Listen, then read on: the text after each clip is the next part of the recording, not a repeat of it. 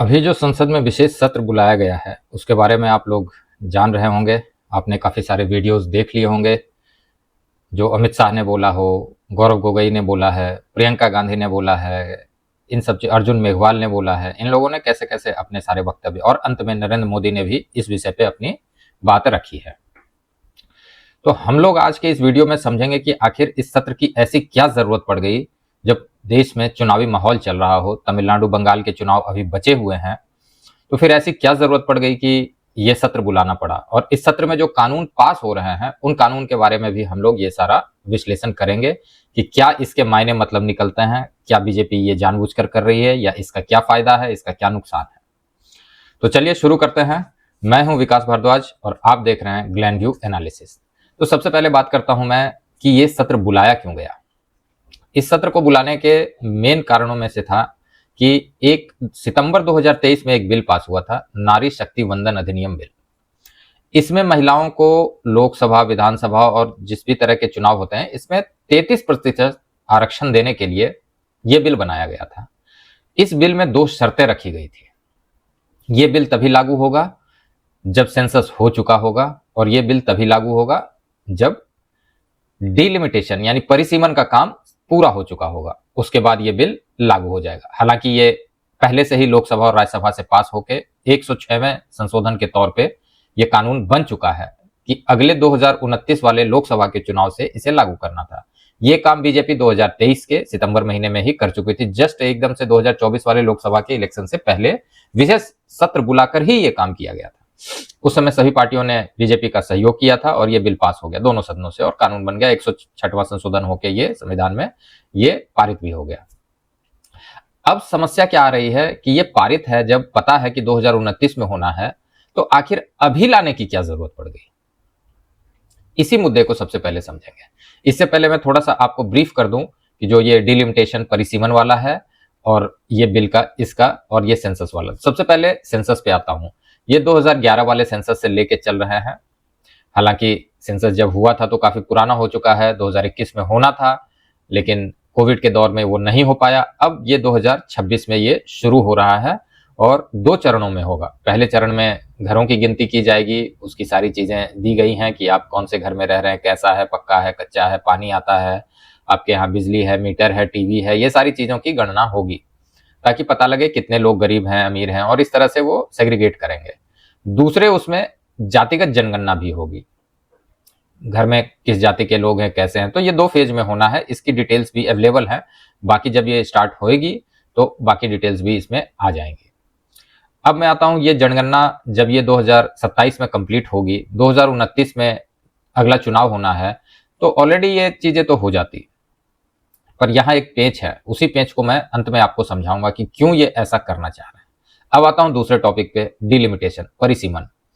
देश की जनसंख्या 1971 में जो हुआ था उसके बाद से 543 सीट जो हुई हैं फिक्स, वो अब तक चली आ रही हैं। ये 50 साल लगभग हो गया, तब से ना कोई लिमिटेशन का काम हुआ है ना कहीं कुछ हुआ है। हालांकि 2008 में भी हुआ था, लेकिन सांसदों की सीट नहीं बढ़ाई गई थी, बस सीटों में थोड़ा हेरफेर कर दिया गया, क्षेत्र में बदलाव कर दिया गया, प्लस माइनस करके इन्होंने अपना गुणागणित लगा लिया था।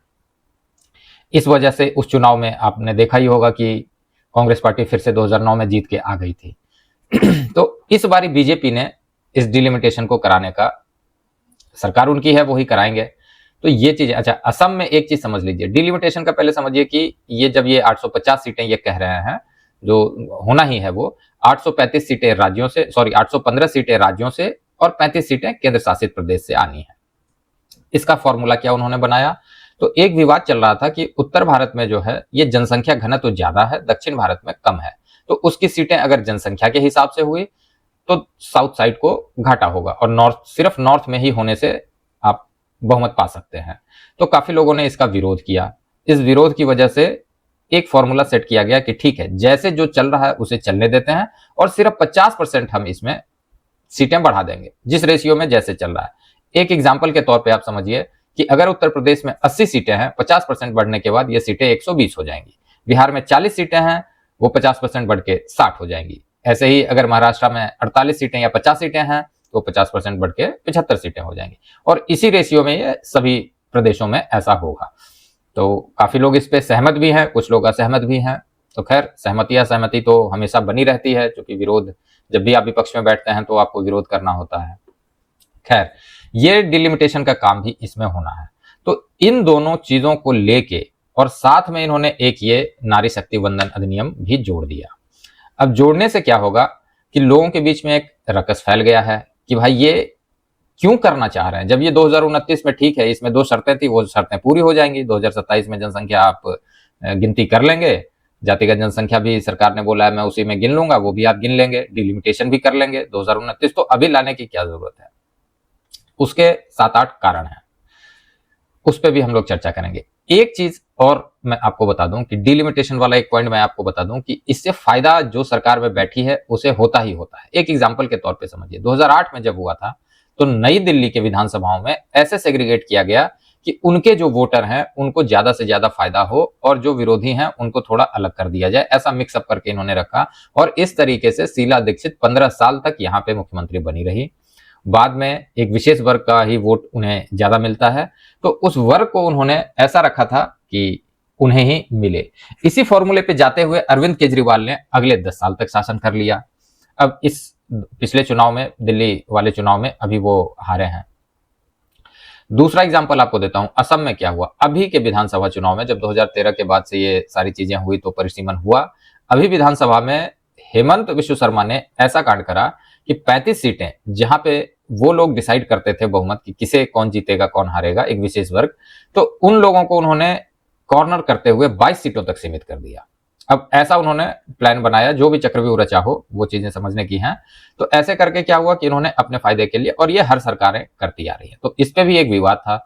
तो संसद में जब अमित शाह अपना भाषण दे रहे थे तो उन्होंने कहा कि ठीक है, इसके लिए जो बंदे निर्धारित होते हैं वो पूर्व जज होते हैं या IAS IPS, ऐसे ही एक समिति बनती है, एक गठन करके ये डिलिमिटेशन समिति बनाते हैं और फिर वही अपने रूल्स चलाती है। लेकिन ये सच है कि जो भी सरकार में होता है वो इसका फायदा लेता है। तो अब ये जब ऐसी चीजें हुई तो गौरव गोगोई ने एक सवाल उठाया था कि आपने कहीं कहीं पे जनसंख्या को ऐसा कॉर्नर किया है कि एक क्षेत्र अगर 14 लाख का विधानसभा है तो अगला क्षेत्र 20 लाख का विधानसभा हो जा रहा है। तो या तो उसे ऐसे रखें कि सभी विधानसभाओं में बराबर बराबर हो, या थोड़ा का प्लस माइनस तो चलता है, लेकिन इतना गैप नहीं होगा कि अगर किसी में 14 है किसी में आपने 30 कर दिया तो फिर ये चीजें गड़बड़ होगी। तो एक पॉइंट मुझे उनकी ये समझ में आई थी कि इस पे ध्यान देने, बाकी सारी चीजें एकदम थोथी बकवास थी, किसी में कोई दम नहीं था।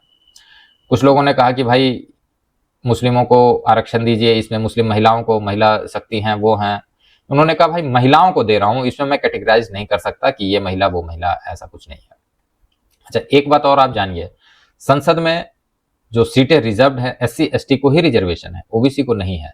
तो कुछ लोग OBC के पीछे पड़ गए कि OBC को भी रिजर्वेशन दीजिए, उन्हें भी दीजिए। तो ये सारी चीजें, ये सब चलता रहा। अब कल का दिन देखने योग्य होगा कि ये कैसा रहता है इस सत्र में, बाकी लोग इस पे और क्या वाद विवाद करते हैं। अब मैं आता हूं कि इसकी जरूरत पड़ी तो पड़ी क्यों, और आखिर अगर ये भाजपा लाना चाह रही है तो इसमें 10 कारण है। 10 कारण मैं आपको बताऊंगा जिसकी वजह से इसमें भाजपा को फायदा होगा, नुकसान होगा, क्या होगा इस बारे में। सबसे पहला कि ये सोच रही है कि जनता को इस वजह से घेर के रखो ताकि ये जो डिलिमिटेशन का प्रोसेस है उस पर ज्यादा हो हल्ला ना मचे, क्योंकि जब आप डिलिमिटेशन करेंगे तो कुछ ना कुछ होगा, प्लस माइनस तो होगा, कोई विरोध करेंगे, कोई कुछ करेंगे। तो ये नारी शक्ति MY फॉर्मूला जो है ना कि महिला और युवा, इनको पकड़ के रखो तो ये चीजें काउंटर की जा सकती हैं। तो पहला चक्रव्यूह का पहला इन्होंने ये रच दिया, एक द्वार ये कर दिया। दूसरा, उत्तर प्रदेश पंजाब में चुनाव है अगले साल, ये 2 बड़े स्टेट हैं, यहां पे पहले से आप अपनी तैयारी करके रखेंगे। हालांकि उन चुनाव में ये लागू नहीं होगा, ये 2029 से होगा, ये सबको पता है। इसे लाने की जल्दीबाजी जो करना चाह रहे हैं ये, उसका रीजन यही है कि भाई ठीक है, आज से मैं ये सारी चीजें, क्रेडिट और ये सारा का जो गेम होता है राजनीति में, उसकी वजह से ये लाके कहना चाहते हैं। सरकार कोई नहीं जानता कि अगली किसकी बनेगी, लेकिन वो इन चीजों का क्रेडिट अपने पास रखना चाहते हैं कि ये नीति मैं लेकर आया था, ये हमने बनाया, और इस वजह से। तो ये 2 बड़े स्टेट के चुनाव हैं। इसी के साथ आप 2028 में चलिए, वहां पे 3 और बड़े स्टेट के चुनाव हैं। मैं बड़े स्टेटों की बात कर रहा हूं, राजस्थान, छत्तीसगढ़ और मध्य प्रदेश। ऐसा कहा जाता है कि ये लोकसभा का सेमीफाइनल होता है। हालांकि 2018 में ये तीनों सीटें बीजेपी हार गई थी, फिर भी 2019 वाले इलेक्शन में काफी अच्छा परफॉर्म किया था। बट ठीक है, अभी ये सारी सीटें इन्होंने जीती भी थी, तीनों जगह इनकी सरकार है, लेकिन इसके बावजूद बहुमत में आप देखिए कि सरकार नहीं आ पाई। बीजेपी सरकार, बीजेपी की मैं बात कर रहा हूँ, बहुमत का आंकड़ा नहीं छू पाई, तो इसे एक तरह से सेमीफाइनल मान के ये चलता है।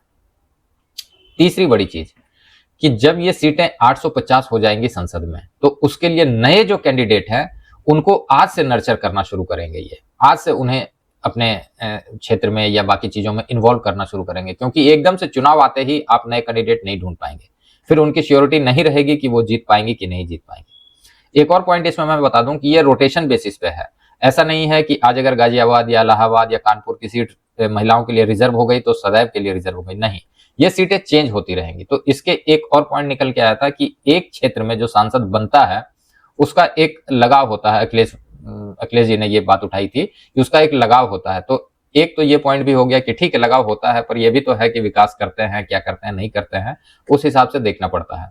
खैर, अब ये 850 जो सीटें हैं इसमें 33% जब आरक्षण होगा तो इतनी बड़ी महिला फोर्स अचानक से नहीं आएंगी, उनको उस तरीके से बनाया जाएगा, नर्चर किया जाएगा ताकि वो संसद में बैठे, उन चीजों को समझें और आगे के लिए करें। अब एक और बड़ी बात समझिए, अभी जो चुनाव चल रहा है उस चुनाव में क्या हो रहा है कि बंगाल और तमिलनाडु इन दोनों जगह पे महिला मुख्यमंत्री पहले रह चुकी हैं और महिलाएं अपने अपने इन्हीं मुख्यमंत्रियों को वोट किया करती थी। ममता बनर्जी हो गई और जयललिता के जाने के बाद जो है एआईएडीएमके के हैं, वो सरकार चाहती है कि वो महिला वोटर हमारे पास रहे, इस वजह से भी ये इस मुद्दे को ज्यादा उछाल रही है। और बिल्कुल आप देखिए कि 23 तारीख को चुनाव है और आप 6-7 दिन 10 दिन पहले आप ये सारी चीजें कर रहे हैं, तो क्या मकसद है? यही मकसद है। अगर आपने इसे पास नहीं होने दिया तो बीजेपी कहेगी कि देखिए ये महिला विरोधी हैं, अगर आपने इसे पास करा दिया तो ठीक है, वेल एंड गुड, बहुत अच्छी बात है। तो ये चक्रव्यूह का चौथा द्वार है जो इन्होंने बनाया है कि हाँ, इस वजह से अब ममता बनर्जी को वोट करने वाली महिलाएं ज्यादा हैं, तो जैसे ही ये बात महिलाओं के बीच में जाएगी कि ये कानून लेकर आई थी सरकार और ममता बनर्जी ने इसका अपोज किया है, तो कुछ ना कुछ वोटर तो जरूर उसके माइनस हो जाएंगे। तो इस वजह से सरकार इन चीजों में उसको फंसाना चाह रही है। क्रेडिट वाली बात आपको बता ही दी मैंने कि एक क्रेडिट लेने की होड़ होती है कि ये हमने बनाई थी नीति, ये हम लेकर आए थे, ये हमने करा है, ये सारी चीजें एक ये है। 2027, 2028 और 2029 तीनों चुनावी साल है। सिर्फ आप यही आपका वो हनीमून पीरियड है जिस टाइम पे तो आप कुछ करें या ना करें, इस बीच में आपका चल जाएगा। लेकिन 2027 में बड़े स्टेट, यूपी में चुनाव होना है, पंजाब में चुनाव होना है, 28 में 3 राज्य मैंने आपको बताया, मध्य प्रदेश हो गया, छत्तीसगढ़ हो गया, राजस्थान हो गया, ये मैं बड़े प्रदेशों की बात कर रहा हूँ, इनमें चुनाव है। और 2029 में लोकसभा चुनाव है, कंटिन्यूअस ये सारी चीजें लगी रहेंगी।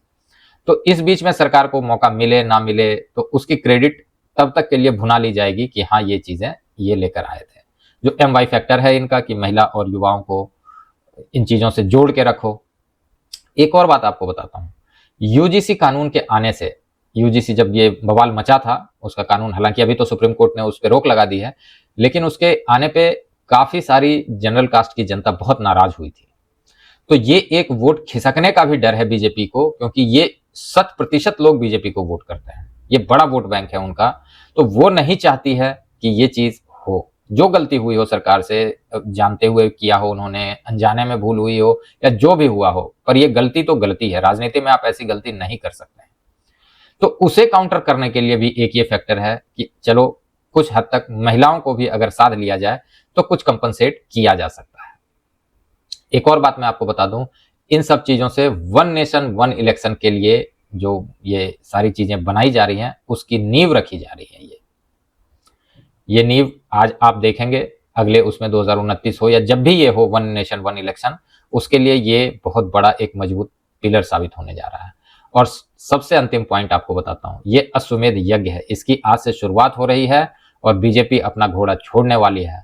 वो इस यज्ञ को पूर्ण करके अपने आप को अजेय बनाना चाहती है। आप शायद अश्वमेध यज्ञ के बारे में जानते होंगे या नहीं जानते होंगे, मैं आपको थोड़ा सा ब्रीफ कर देता हूं कि ये एक प्रकार का यज्ञ होता है जिसमें एक घोड़े पे राजा अपनी बातें लिख के छोड़ देता है कि ये जितने क्षेत्र में ये घूमेगा वो सारा क्षेत्र मेरा हो जाएगा। अगर किसी को प्रतिरोध है, किसी को अगर इस चीजों से दिक्कत है, विरोध है, तो वो मुझसे लड़ाई करने के लिए, मुझसे, मैं उस पर आक्रमण करके उसे जीत लूंगा।